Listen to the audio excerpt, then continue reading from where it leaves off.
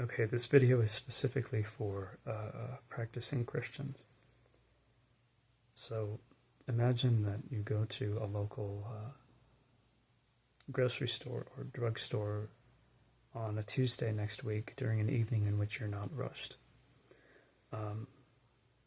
You encounter what seems to be a homeless woman who has kind of lost her mind immediately outside the store, and she's talking about how we're in the end times, but she seems to be ecstatic and happy because she's exclaiming that the cashier inside the store right now is Jesus.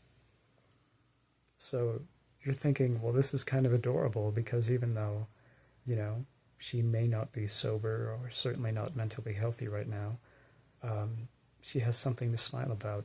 And so you think, at least the cashier is going to be probably a kind and considerate person, or at least not that judgmental or something. So you enter the store, you lollygag for a bit, you buy a few items, you go up to the cash register, and a cashier comes out of a certain section of the store, and he doesn't necessarily look like commonplace illustrations of Jesus that you've seen depicted in maybe your favorite artwork about him. So he may not have pale skin or blonde hair or blue eyes or something, but you try to pay attention to what sort of person you're dealing with here. So he does not perform miracles in front of you during the course of your interactions. He does not announce his presence. He does not sermonize. He does not preach. But when you're talking to him, you notice that there's sort of a non-judgmental affection radiating from every pore of his being.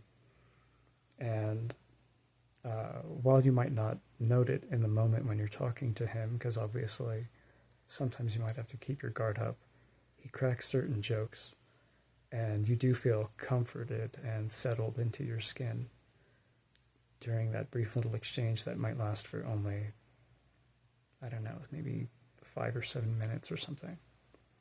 And as you're leaving the interaction with him, I guess he tells you to take care, and you note that there's a little sensation of warmth that sort of starts off in your heart, and it radiates in the rest of your being.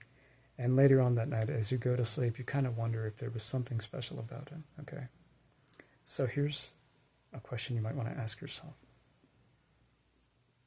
If Jesus was like working in a low-status position and not doing anything epic or dramatic, do you think you would be able to identify him if he didn't do anything special to identify himself?